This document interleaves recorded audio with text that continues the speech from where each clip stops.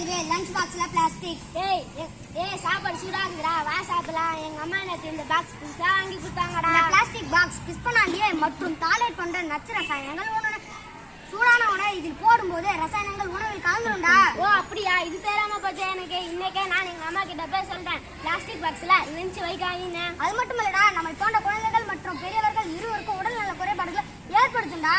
நேற்று தானே கலர் கலரா லஞ்ச் பாக்ஸ் பிளாஸ்டிக்ல வாங்கினா, இது தெரிஞ்சிருந்தா நான் வாங்கிருக்கவே மாட்டேனே. பாக்ஸ் பார்க்க அழகா இருக்கும்டா, ஆனா இதுல உணவு சாப்பிட இதய நோய் ஏற்படும், ரத்த ஓட்டத்தை பாதிக்கும், ஏன் புற்றுநோயெல்லாம் உண்டாகும்டா. நான் அம்மா கூட கடைக்கு போகும்போது எல்லாம் பிளாஸ்டிக் பாக்ஸ் வேணும்னு அடம்பிடிச்சு வாங்க.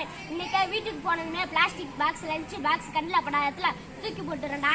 அதை செய்தா இந்த லஞ்ச் பாக்ஸ் நமக்கு தைராய்டு பிரச்சனை, சர்ம அலர்ஜி மற்றும் எதிர்ப்பு சக்தி எல்லாம் குறையுது. சரிடா, அப்புறம் நேரோட லஞ்ச் எடுத்துட்டு வரது.